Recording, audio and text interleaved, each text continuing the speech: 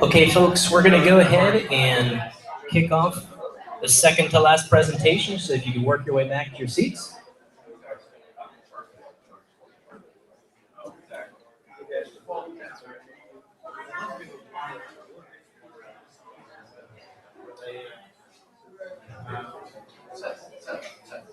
So I do want to, before we talk about the exciting topic of VPATs, I first want to promote something.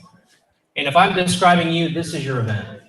If you wake up at 1:30 in the morning and you realize that you're just itching for some accessibility knowledge at 1:30 in the morning, or you want to know a little bit more about inclusive design, well, we've got the event for you.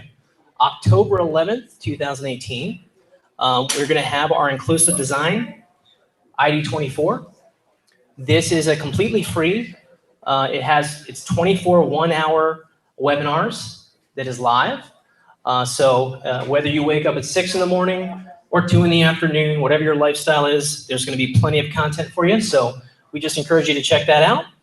It's also www.inclusivedesign24.org. I think I'm going to move away from the speaker. Okay, so my name is Matt Feldman. I'm the Director of Services at the Paciello Group. And when we decided to pull this together, I was asked to speak, and I thought to myself, well, what would the crowd really go crazy for? And I decided, well, if I just throw the word VPAT in a title, and then I throw the word awesome in a title, it's going to fill the room. So VPAT 2.0, Accessibility Compliance Reporting, is awesome. I've been doing this for about 2 decades. And somebody earlier, Brooke, told me that I'm part of the old crew. So I'm proud of being part of the old crew. Today I'm promoting my avatar. I decided to try to do my hair as close as possible, but it was raining, so I apologize for that. Today we've got a fairly aggressive outline here. I'll try to cover as much as I can. Before we can really kind of dig into the topic, we're going to talk a little bit about the history. We're going to talk about some terminology changes. We're going to talk to the structure of the updated VPAT 2.0 template and the output. We're going to talk about more overview of the different pieces of content that would be within a VPAT. We're going to talk about some internal preparation that your organization to do before you even tackle trying to fill one of these bad boys out, because it is over 44 pages. We've been offering clients VPATs in this new format since January. So we've also, we have some lessons learned that we'd be happy to share with you based on some of those conversations we've had with clients. And then I've got some resources at the end. Now, the other bonus of having awesome in the title of your presentation is the opportunity to throw in some other tidbits. So pay attention, because I have interlaced in my content some other slides of what I think are awesome things. So, okay, so we're going to look at the history first. This is probably something many of you are familiar with. I started my career in 1999, and in 1998, the Congress amended the Rehabilitation Act of 1973 to include the requirement for Section 508, which was against electronic and information technology. In 2000, the U.S. Access Board developed technical standards for E&IT that would benefit, hopefully, meeting the needs of people with disabilities. 2001, ITI, GSE, and Department of Justice partnered to develop the original VPAT format. This was essentially developed because procurement officers had to determine, well, what is the most compliant product that meets my business needs? And we didn't really have a way to do that. So the partnership of these 3 organizations resulted in the original VPAT format. In 2006, we recognized that the original standards just weren't holding up. Technology moves at a pretty fast pace, and they established the TITAC committee to start the process of developing the Section 508 refresh, revised Section 508. A short decade later, the government they released the final rule January 9th, 2017. I'm sure you guys all had banners and balloons and confetti, as I did in my office that day. And then in October of 2017, ITI released the update to the VPAT, which was version 2.0. January 18th, 2018 is when we had delayed compliance date for Section 508. So hopefully today, everyone in the room is following the revised Section 508 requirements. They're fully comfortable with them. They understand them. They're in their methodology. They're in the documentation. You're all with me. And the reign of VPAT 2.0 is short. It's now VPAT 2.1. There was some small updates to Section 508, which resulted in some updates to the template. So henceforth, I'm going to start to refer to this as VPAT 2.x because I'm sure this is going to be some additional changes in the near future. Thank you for going back in time with me. As a kid, here we have the DeLorean. The DeLorean is awesome, okay? This was my dream car. This is from Back to the Future. And today, I still cannot buy this car. I don't know where it lives, but it's still awesome. Okay, terminology and structure. Cookie Monster loves VPATs as well, and Cookie Monster tells us that V is for voluntary. So just a reminder that this was initially a voluntary document. It has since then become an expected deliverable. So as wonderful as VPAT is intended to be voluntary, it's something that's required, really. It's something that's being requested, and it's becoming an integral aspect of your organization. The big change really is that we kind of refer to it as the VPAT. We probably will for years and years and years. But what's really important is the accessibility compliance report that is generated as a result of following this template. So when you think of the VPAT in its new format, think of the VPAT overall as a template and the output when that template is completed as your accessibility compliance report. And this is really what you're delivering. So as a matter of fact, you can actually delete the first couple of pages of the VPAT, which includes instructions and other details, because what you're really looking to deliver and post on your website is that accessibility compliance report. Now, it's okay if you still call it a VPAT. I'm not going to tell anybody. Let's look at the original VPAT format. So this will give us some perspective where we are. We had the VPAT established in 2001. At that time, it was 18 pages long. Of course, it was developed around the original Section 508 technical standards. It has been discontinued, so if your organization is still using this, we need to talk after the presentation. So it is discontinued. The template included details like the product name, the date, contact information. It had a summary table, kind of summarizing all your results, as well as detailed tables for each of the provisions, the Section 508 technical provisions. And it only included one standard, which was Section 508. So that was kind of the foundation for the template. So a lot of changes have occurred since then. One, and I've tried to do this throughout my presentation, I encourage you as well. We got our hands slapped because our website didn't include a Federal Registered Service Mark. Anytime you mention VPAT or Voluntary Product Accessibility Template, you need to include that now. It is registered partly to protect the consistency of the template. ITI and others have put a lot of work into it, and they want to protect that. Some of the key changes include expanded instructions and best practices for authors. Altogether, I think it's 9 pages of instructions. And there's some pretty good stuff in there, and I'm sure that will continue to evolve. There are also some expanded standards and guidelines. We're going to look at those in a little more detail in just a moment. Probably my favorite aspect or change here is the inclusion of evaluation methods used. This is an opportunity for some accountability. In the past, it was common for VPATs to be generated or developed by somebody that had no knowledge of the product, Perhaps they were a salesperson that was told to create this because it was required to compete for an RFP or something.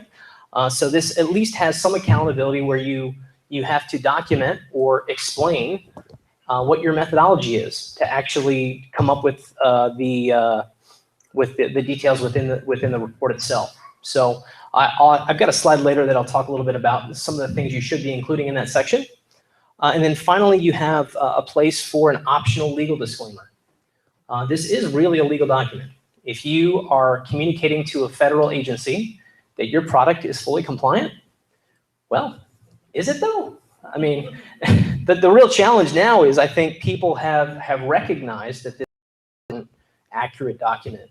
The next problem we have to solve is, well, there's not a whole lot of fully compliant solutions out there. So how can we leverage as an industry and actually use this document to drive innovation and make these things more accessible?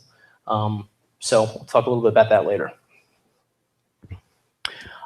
Here's the way that visually the accessibility conformance report is broken out. This would assume that the instructions and everything was removed. So this would actually be what the organization looks like after it was completed. So the title page should include your product as well as perhaps a company logo branded. In addition to the product name, version, and date, which are all extremely important, by the way. Many of us have different versions. Hopefully you're including that version. As your product evolves, so should your VPAT, so should your documentation. So hopefully if a federal agency receives a VPAT, it has no version, no date, maybe they should ask for that, because this will also enforce and require these organizations to keep all of this stuff up to date and to ensure that they're constantly testing and improving upon the accessibility of these products. There is an option here for a description. We've done some VPATs recently for some Android and native iOS mobile applications, so there's a place where you can list some of that information. There's a place, of course, for contact information, and this should be somebody that can speak to the content within the VPAT. This should not be a salesperson. This should not be a general person that you can contact within the company. If you have questions around the remarks that are supporting some of their determinations, this is the person that you should be able to reach out to. They should be knowledgeable about the VPAT, its content, so that you have somebody to get answers from. And then the other piece there, which I'll talk about, is the evaluation methods used. Now, because we are introducing multiple guidelines and standards here, we have a new table so that you can document within that report which standards you are detailing. You will see there that it is broken into 3 possible additional sub-reports, I guess is what we'll call them. You've got one for VPAT 2.0, one for the revised section 508, and then one for EN 301-459, and I'm going to tell you what that means later. And then, of course, you have a legal disclaimer at the bottom as well. Here you get a peek at the update to 508, where we've moved from subparts to chapters, so you can see that reflected here. And then just to highlight this, VPAT 2.0 is broken into 3 levels, single A, double A, and triple A. Both 508 and the European accessibility requirements only require single A and double A, but it is possible that you want to document the compliance against triple A. We haven't had that request yet, but it's nice to have. So let's talk a little bit about the evaluation methods. This should be a description of what evaluation methods were used to complete the VPAT. I think this is the most important thing to prepare you to actually take on this challenge. It requires that you have a clear understanding of all the requirements that you're documenting against. It requires that you have a process in place for your employees that are doing these audits. So there's actually a lot of legwork involved to even be able to complete this portion of the report. This should include or could include things like the testing tools that you took advantage of. For example, we used the color contrast analyzer to test for a number of requirements. Perhaps you use a web developer toolbar or other specific accessibility tools. Assistive technology. Do you use assistive technology in your testing process. You should list that as well. For the Paciello group, when we work with a client, one of the things we like to define up front is, well, what browser combinations do we want to use? What operating system we want to specifically test with? All this information is relevant and should be included in your evaluation methods so that you can point back to a time and a place when all of this occurred. And then additionally, testing methodology. Hopefully this is also something we're going to see more people incorporate. I don't know if Microsoft is here. I thought they were earlier, but I'm not picking on them. I'm actually highlighting them in that they list the DHS trusted tester methodology in a lot of their VPATs, which is a publicly available methodology. You can go and research it and look into it today. So hopefully as your organization evolves their methodology to do these tests, I would encourage you to include enough detail so that procurement officers get a sense that you know what you're talking about. This is your opportunity to really kind of promote your accessibility program, promote your methodology, and make sure that before they even get into reading about, well, does this support or not support, you know, can I trust the authenticity of this? Can I trust the methodology? So I talked about the expanded guidelines. So standard EN 301-549 is the accessibility requirements for ICT products and services in Europe. You've got the revised 508 from 2017, and then you got WCAG 2.0. So WCAG 2.0 was released in 2008. So I think we're right on a decade here. So it's actually stood the test of time. WCAG 2.1 is right around the corner. But it is the one thing that really ties together many of the policies around accessibility globally. So on this slide, I've got a globe in the background, and you can see 17 different policies and laws across a variety of countries.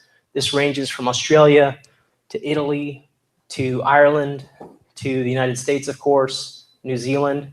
So WCAG 2.0 has established itself.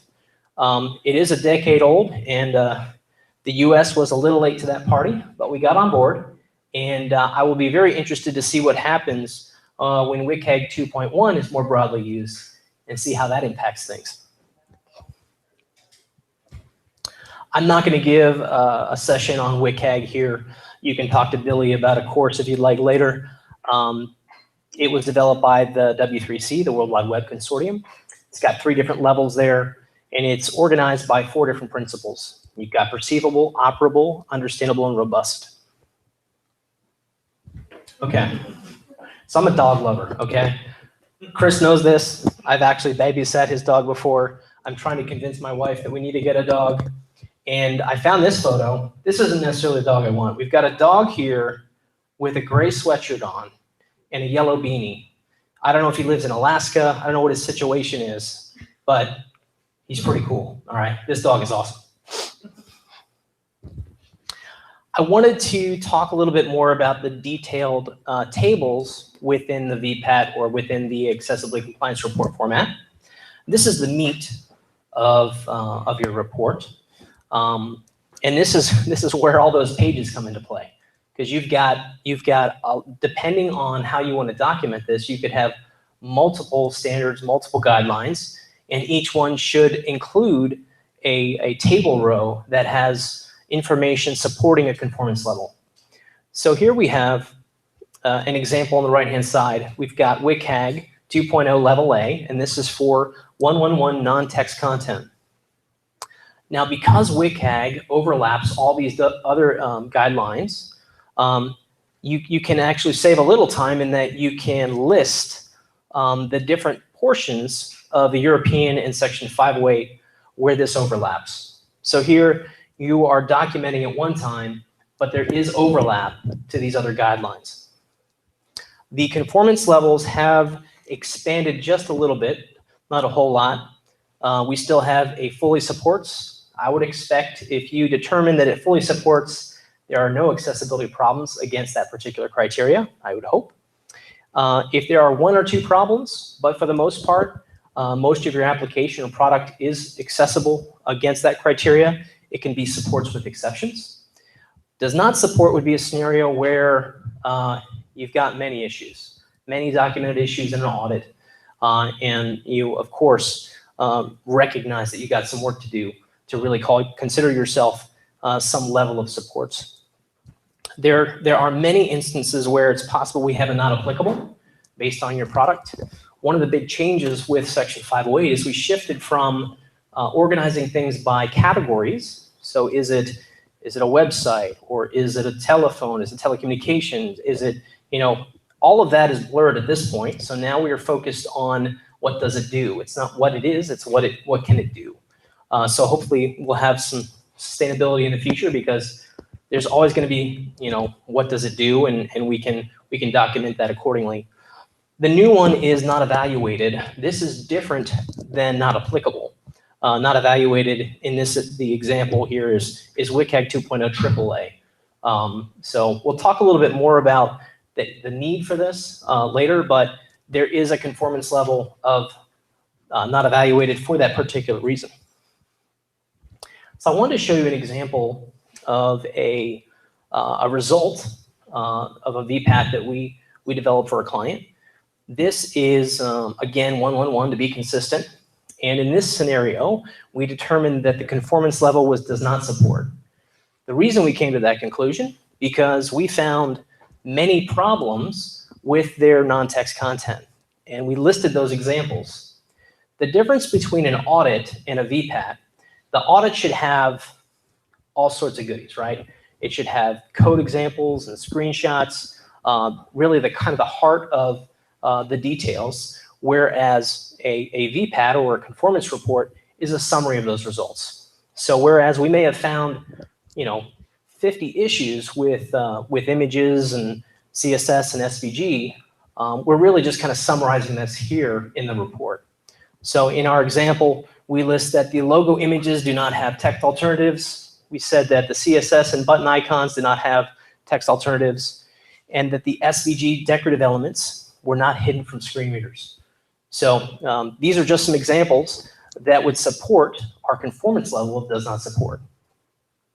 There are two different ways. If you do believe that you support, you can try and summarize that. In many cases, I see a lot of VPATs where they just say supports. Okay. I hope that we see an evolution where you are trying to provide a little more detail as to why you came to that conclusion. I think this is an area where this can certainly improve. And I hope that as more of the compliance reports in this format evolve, that we'll see more of that.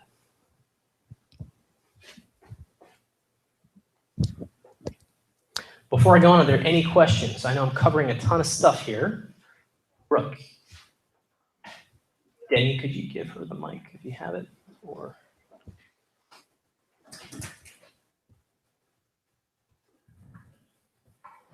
in the government arena, we're being told not to use the term VPAT anymore, only ACR. Okay. Is that similar in the vendor arena?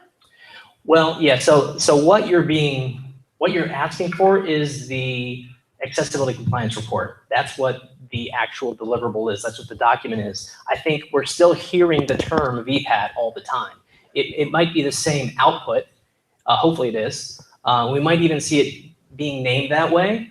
But that's one of those terminology things I talked about at the beginning. Is like we have to kind of relearn that a little bit. Yeah, Matt, John Sullivan, GSA. I think you described it perfectly. The difference, it's a template, number Right. one. You develop a template and you turn it in as part of a report. Right. You build the accessibility conformance report term because it may be things other than a VPAT. Sure. And whatever you're answering to, you may have. And, and really, we're trying to focus on the difference between stating the requirement versus how a particular product stands up to the standards and how you compare the two is that process. And so a lot of that language is about that, but VPAT is fully ingrained in many lexicons, and Sure. people will always call it a VPAT. And we can live with if I had to describe it in a really odd way, which I'll do right now for you guys, I would say that we're going to call it VPAT for a while because it's like the nickname, right?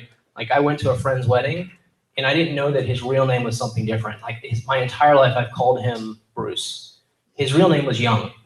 And I didn't learn that until his wedding. It was awkward for me. But so we have to relearn the names, all right? It is the accessibility. And if you want, maybe today, we don't call it even the full, we call it the ACR. Should we just do that today? In celebration of GAD? The awesome ACR. Yeah, the awesome ACR. All right, so we're going to do a presentation on the awesome ACR next year. So what can you do to prepare for this, right? Again, I kind of harped on this a little bit at the beginning. The real legwork is in defining your process, but also understanding what has changed. We have one of the requirements for us is we had to relook at our methodology, look at our testing steps, and the tools that we use, because a lot has changed in Section 508. One of the good things is the incorporation of WCAG was really easy, but there's more than that. You know, there are significant differences in the requirements for documentation and support, for example. In the original Section 508, you had essentially to have a plan in place to provide something if it was required or if it was asked for. Now you need to have accessible documents. You need to have accessible services. So a lot has changed. So I would encourage that the first step is just to dig into that, dig into the requirements. Truly understand the requirements before you try and apply these or fill out a VPAT or an ARC, an awesome ARC. So that's really important. I would also say that you have to define an internal process and policy for your authors, something that we have done. We've got a lot of different engineers across the globe, and we want to make sure that we have some consistent language that is used so that as these are being developed, it's a similar level of detail, similar language. We're looking to make sure that there's quality assurance involved. So there's a lot of different steps to actually get there. Usually the first, hopefully, is to do an audit, a comprehensive audit. And then based on the results of that audit, you can go through and you can make your determination and summary on how you came to the determination that you're going to list there. The other important thing is you have to maintain this entire process. As I kind of showed you on our history slide, you know, we're already at 2.1, right? So you should make it a regular practice. Somebody needs to own the process of this entire process within your organization if you're developing these, because we can expect that it's going to evolve. We can expect that it will get better. Maybe we can influence that. Maybe we can make it better together based on the quality of what's being delivered. So it's in the original VPAT, it was a decade before it got changed. It's only been 3 months since the 2.0 version was changed. So if that gives you an example, you know, you really need to keep a pulse on this. So I encourage you to visit that website often. Keep an eye on trends as well, because WCAG 2.1 is right around the corner. And how will that impact the VPAT template? Lessons learned. Okay. So as I said, and how am I doing on time? Okay, I'm doing pretty good on time. Pretty proud of myself. Lessons learned. So as I stated, we've been doing this since January. We've had some really important conversation with clients to understand, you know, what they need, but also I think the process of delivering a VPAT to a client is an important process, because in doing so, there needs to be a recognition that there are portions of the VPAT that maybe we did not complete, or portions of the accessibility conformance report that we did not complete. The example would be, we were hired to do an audit for a product. What we did not audit was their support documentation. What we did not audit was their help services. So there may be aspects where you should not consider this thing completed until all of those pieces have been addressed. And that can be either something that's tied into an audit that we deliver for you. So we might be asking to, you know, for those types of elements as part of our audit process, or we can also kind of walk you through and make sure you understand what the requirements are so that you can own the process of documenting that internally before it's shared.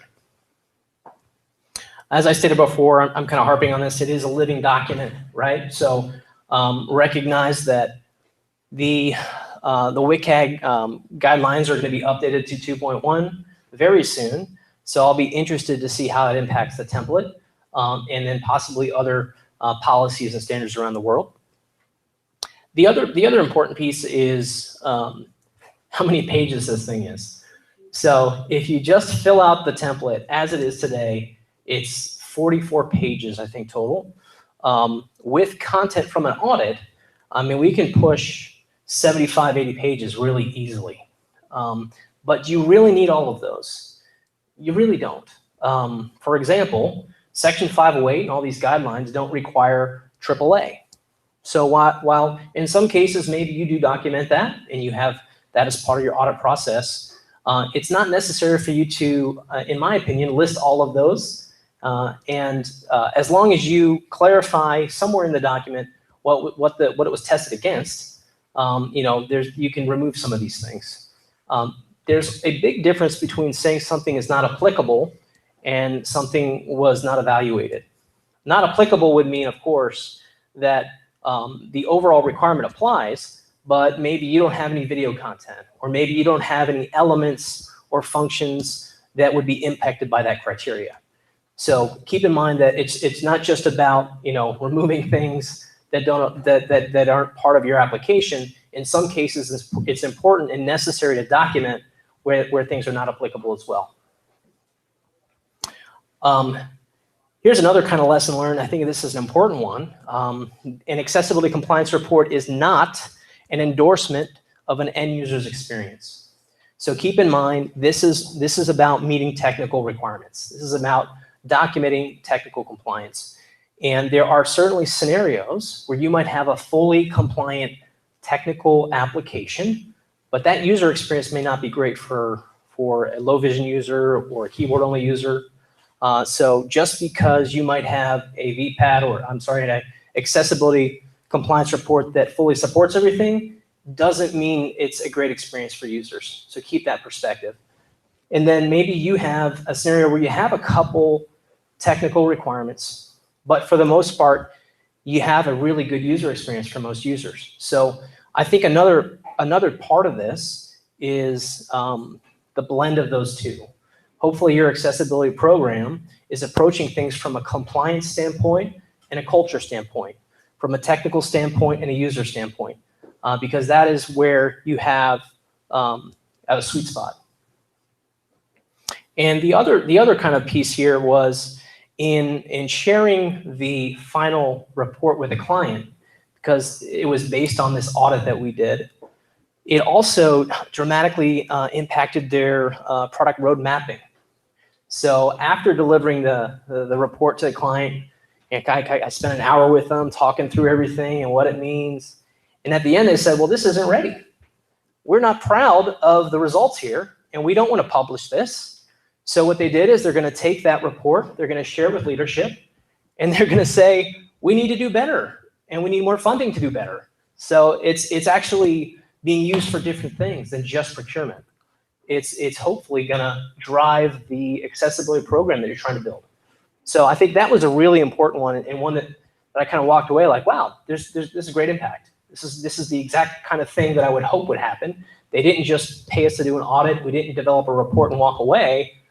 We hope that it's the evolution of a partnership, and that I look forward to delivering another report to them that has improvements.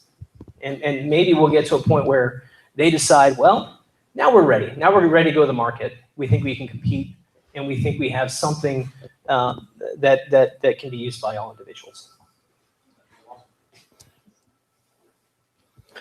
I'm a Star Wars fanboy.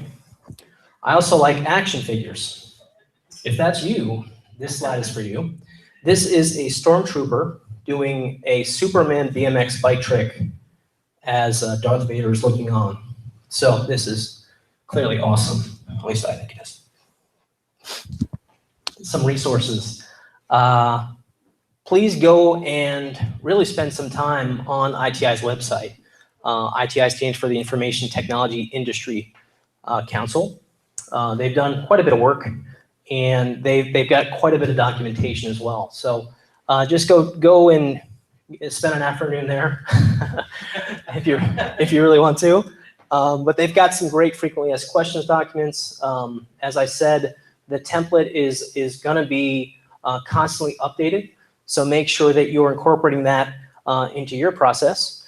Just so you know, the Paciello group has taken the VPAT template and created our own version of it. To do so, there are minimal elements that you have to incorporate. So to be considered really as part of the VPAT output, there are minimum requirements. So, but there are different ways that you can organize your content as long as it's all there. So we've kind of got our Paciello group branded version that meets those minimum requirements. And I think it's also a good activity for your organization to do that, because it requires that you really dig into it and understand how it's organized, what it means. So I think that's a worthwhile exercise. If you're an old dog like me, as Brooke likes to call me, the old crew, the old school crew, you might be familiar with the Buy Accessible Wizard by GSA, and they have an updated version of that tool called ART. Don't we love our acronyms? The Accessibility Requirements tool, the ART tool. If you you can use this tool in a variety of ways to determine which requirements apply to your product or service. It really kind of walks you through the revised Section 508 to ensure that you're considering what exceptions might apply and what those requirements are. To do so successfully, I would strongly encourage that you have to know the ins and the outs of your actual solution. You can't go in with just a high-level knowledge, or it's just not going to generate things accurately for you. So I find that it's most useful when you really do have a detailed understanding of what that product and service is. Sure. Denny, can we get the mic?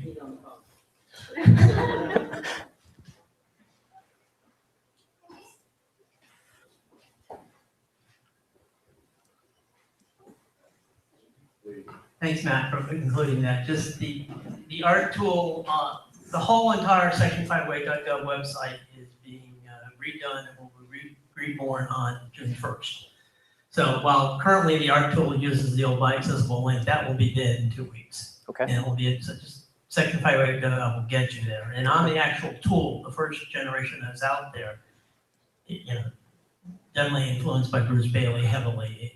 It's really technical, and so the next release of that is going to be a much streamlined version, much quicker, a far few pages for an agency to actually generate the requirements, because we realize what we put out there is long to go through.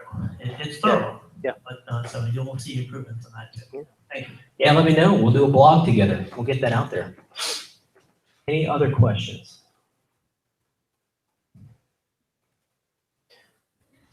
On here. Any other questions? I do have one other. Sure. We've heard a lot is why do U.S. companies need to put the European standard in there? And so, as far as our concerns, we don't require you to fill out the EN part. Yeah. But it's a very common question we're hearing a lot. Yeah. So that would just depend on your audience, right? If you are a vendor who sells to the U.S. and to other parts of the globe, they're going to be asking for it. So I think it's, we haven't seen, in honesty, we haven't seen a lot of requests for that. But when we do, we'll be ready, obviously, to develop the documentation around it. So we got one more question here for Ken. Do you think that industry will ever move towards a compliance certification rather than each individual vendor having to do their own VPAT and people having to determine whether it's valid or not? If it was second party certified? Right. That's a tough one. I don't know. I don't know we're ready for that. how do we push that? Yeah, how can we push that? Let's talk after. Let's see if there's something we can come up with together. It would probably be in the vein of certified financials, by a reputable accounting firm outside or something like that. And there may be things in the works right now. And then, I mean, that the we're same not familiar with. conversation come up in the FedRAMP, you want a product to be a cloud provider, you gotta be FedRAMP certified. And for identity management, there's a whole FIPS 2.1 certification that is third-party verified, but there isn't anything in this space, so it's a good question. Did your razor die too? Say that again? Did you use Ryan's razor this morning too? I did. Yeah.